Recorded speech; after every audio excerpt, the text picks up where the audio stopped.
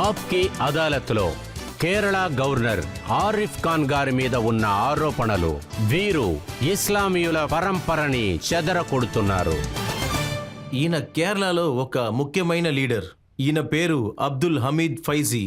ఆయన ఏమంటున్నాడంటే గవర్నర్ పేరు వింటేనే అర్థమవుతుంది ఆయన ఒక ముస్లిం అని. ఆయన పేరుకి అర్థం ఏంటంటే ఆయనకి అల్లా బాగా తెలుసు, అల్లాని బాగా అర్థం చేసుకున్నారని. కానీ అతన్ని ముస్లింగా అక్సెప్ట్ చేసుకోకూడదని. ఆయన ఆలోచనలు చెప్పే అధికారం ఆయనకు ఉంది. ఇంకా ఆయన ఇంటికి వెళ్ళి నేనేమి సర్టిఫికేట్ అంతా అడగలేదే. ఆయన దగ్గర మాత్రం కాదు, నేను ఎవరిని సర్టిఫికేట్ అసలు అడగను. చాలా మంది చెప్తున్నారు ఏంటంటే ఇస్లాంలో ఒక రూల్ ఉందని, మీరు మిగతా వాళ్ళ విషయంలో తల దూర్చకూడదని. కానీ వాళ్ళేం చెప్తున్నారంటే ఆరిఫ్ సార్ వచ్చి మిగతా రిలీజియన్స్ గుళ్ళకంతా వెళ్తున్నాడు, అది కూడా ముఖ్యంగా ఫిబ్రవరి 2022 గురించి చెప్తున్నారు. ఫిబ్రవరి 22 గురించి ఎందుకు చెప్తున్నారు? 1980లో అన్ని ఫోటోలు తీశాను కదా. చెప్పాలంటే నేను కాన్పూర్లో ఏ గుడిని వదలలేదే. పిలిచిన చోటకంతా నేను వెళ్ళానే. 2022 ఎందుకు? కాన్పూర్ వాళ్ళని అడగండి. 1980లో నేను కాన్పూర్లో కాంగ్రెస్కి ఎంపీగా ఉండేవాడిని. 5 సంవత్సరాలు ఉన్నాను. వెళ్ళి అడగండి.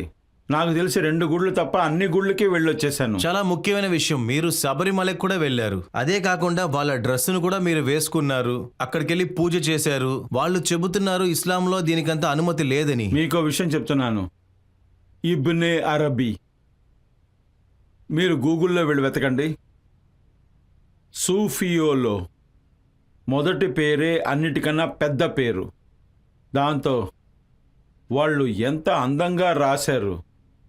దాంతో వాళ్ళు అరబీలో మదరసాలో వాళ్ళకి ఎదురుగా పాఠం తీస్తున్నారు. ఇంకా మదర్స్ ఎదురుకుండా నేనే ఒక ఆర్టికల్ రాశాను, దయచేసి ఒకసారి చదవండి. ఇదినే అరబీ, ఆ ఉస్తాదే మదర్సాలో ఇబ్నే అరబీని ఇలాంటి విషయాల గురించే చెప్పారు. ఇప్పుడు నా గురించి చెప్పారు కదా మీరు, అదే ఉస్తాద్. ఇది మక్కాలో జరిగిన విషయం. అదే పెద్ద మస్జిద్ హరం షరీఫ్. ఆ చోట్లో ఆ ఉస్తాద్ దగ్గర అడిగిన ప్రశ్నకి సమాధానం ఆయన చెప్పారు, ఇబ్నే అరబీ కన్నా విద్వాన్ మేధావి ఇంకా ఎవ్వరూ లేరు. అప్పుడు వాళ్ళ స్టూడెంట్స్ ఉన్నారు కదా, ఆ స్టూడెంట్స్ వాళ్ళ ప్రశ్న అడిగారు. మీరు ఉదయాన్నే వేరే ప్రశ్న అడిగారు. ఇబ్నే అరబీ కన్ఫ్యూజ్ అయ్యారట. ఇంకా వాళ్ళకన్నా పెద్ద విద్వాన్ ఇంకా అల్లాని అర్థం చేసుకునే వాళ్ళు వేరే ఎవరు లేరని చెప్తున్నారు.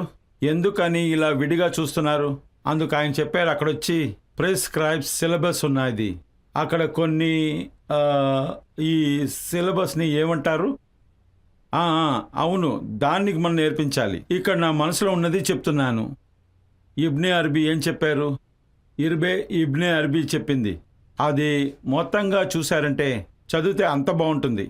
నేను మొదటి పదం ఇంకా చివరి మొదటి పదం, ఆ బుక్లో ఉన్న మొదటి పదం ఇంకా చివరి పదం, దాంతో నేను అదేంటంటే చదవడం అంటే నాకు చాలా ఇష్టం.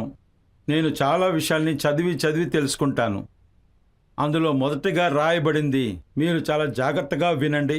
చాలా అద్భుతంగా అడ్వైస్ని ఇచ్చారు. చుట్టుపక్కల మీరు ప్రశాంతతని నెలకొర్చాలి.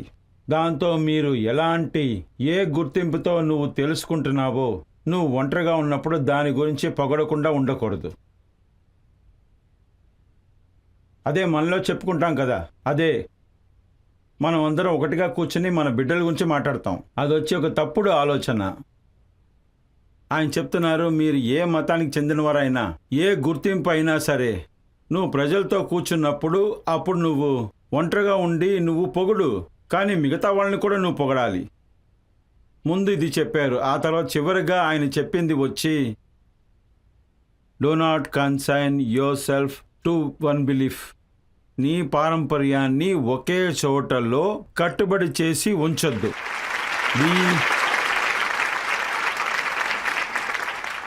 Be in yourself a form for all kind of belief, because God is too vast and too tremendous to be confined, to be restricted to one belief or another.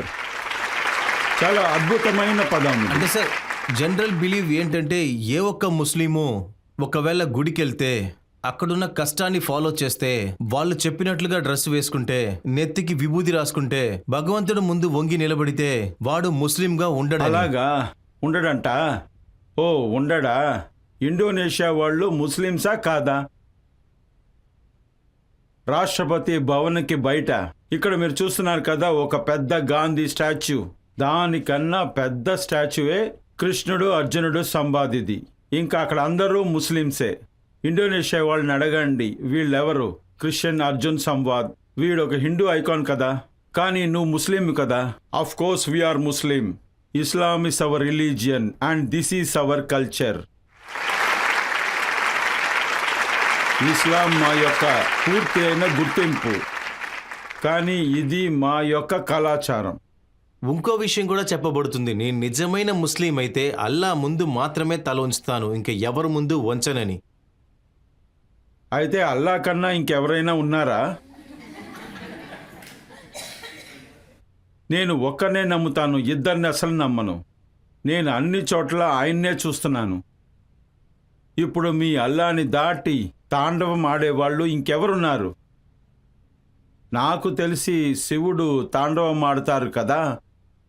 ఇక్కడే మీరు ఇంకొక దేవుణ్ణి చూపిస్తున్నారు. శివుడు అనే ఆయన ఒకరున్నారని. నాకు అన్ని చోట్ల నేను ఎక్కడికి వెళ్ళినా, ఎందుకు గుడికి వెళ్ళాలి? చర్చ్ గురించి చెప్పలేదు. చెప్పాలంటే నేను చాలా చర్చలకు వెళ్ళాను. లేదు, మీరు గుడికి వెళ్ళింది లేదు లేదు, నేనే మీకు చెప్తున్నాను కదా. ఇక్కడ ఢిల్లీలో ఖాన్ మార్కెట్కి వెనకాల క్రిస్టియన్స్ యొక్క జప ఆలయం ఉంది. అక్కడికి వెళ్ళి అడగండి నేను ఎన్నిసార్లు అక్కడికి వెళ్ళానని. ఇప్పుడు కూడా వెళ్తున్నాను. నాకెలాంటి వ్యత్యాసం లేదు. అవును, ఖుదా ఇంకా ఆయన ఆశీర్వాదం కొంతమందికి మాత్రం సొంతం కాదు, అది అందరికీ సొంతమైనది. అయితే ఇస్లాంలో మీరు దీనికి ఎలాంటి అడ్డు లేదంటున్నారు కదా. అది వాళ్ళ ఆలోచనలు. అందరి కోసం నేను ఆలోచించలేను. ఇది నా ఆలోచనలు. ఆయన అన్ని చోట్ల వ్యాపించి ఉన్నారు. దాన్ని ఖైదు చేయడానికి మీరు దయచేసి ప్రయత్నించొద్దు. అయితే సరే, దయచేసి అలా చేయొద్దు. మీ దగ్గర ఒక ప్రశ్న అడుగుతున్నాను. షారుఖ్ ఖాన్ ఇంట్లో చూశారంటే వినాయక చవితి రోజు అతను గణేష్ విగ్రహం పెట్టి ఇంట్లో పూజ చేస్తున్నారు. దాన్ని నిమజ్జించడానికి కూడా ఆయన వెళ్తున్నాడు. అందువల్ల ఆయన ఏమైనా నిందితుడా లేక ఇస్లాంకి వ్యతిరేకుడా? ఎవరిని దేవుడు ఎలాగ పూజించాలనుకుంటున్నారో అలాగ పూజించవచ్చు. మిగతా వాళ్ళ గురించి జడ్జ్మెంట్ చేసే అధికారం నాకు లేదు. ఏదంతా ఖురాన్ పదంతో చెప్తున్నాను. అందరూ వాళ్ళ పద్ధతిలోనే వాళ్ళు ఉన్నారు. షారూఖ్ ఖాన్ వినాయకుడిని సముద్రంలో వదిలేటప్పుడు అల్లాని వదిలేసి వెళ్ళిపోయారా ఏంటి? మేము చాలా చూసాము. సారా అలీ ఖాన్ మహాకాళేశ్వర్ గుడికి వెళ్తున్నారు. అందువల్ల ఆమె గురించి చాలా దారుణంగా రాశారు. ఈ చోట్ల నాకు మీరు అనుమతించాలి. నాకొచ్చి చాలా చాలా చాలా ఇష్టం. ఉపనిషత్తు నుంచి నేను ఒకటి చెప్తాను. యో వే భూ మాతక్ సుఖం న అల్పే సుఖం అస్తి. మీ బుర్రని బ్రాడ్గా పెట్టుకోండి. బ్రాడ్గా పెట్టుకుని అన్నిటినీ తెలుసుకోవాలని చూడండి. అందరినీ మీతో కలుపుకోండి. చాలా సంతోషం దొరుకుతుంది. దాంతో చిన్న బుద్ధితో జీవించారంటే, మనం చూసే చూపుని పెద్ద చేయకుండా చిన్నదిగా జీవించారంటే, నువ్వు నేనని చెప్పడం ప్రారంభిస్తే మీకు జీవితంలో ప్రశాంతత అనేది దొరకనే దొరకదు. ఎవరికి సుఖం ప్రాప్తమవుతుంది? యో బే బో మాతక్ సుఖం. అందరినీ మనవాళ్లుగా చూడండి. ఇప్పుడు మీరు ప్రశ్న అడగచ్చు. అదేంటంటే మనం ఏ మతానికి చెంది ఉన్నామో ఆ మతానికి మర్యాద ఇస్తే చాలు. ఇప్పటి వరకు నేను అలాగే అనుకున్నాను. మీ సమాధానం నా బ్రెయిన్ ని క్లియర్ చేసేసింది. అందరూ ఒకటే. అందరికీ ప్రేమ చూపించండి. అందరితో కలిసి జీవించండి. చెట్లు వృక్షాలు అయి ఉండొచ్చు, జీవరాశులు అయి ఉండొచ్చు. అన్ని సందేహాలకి ఒకే సమాధానం ఇచ్చేశారు.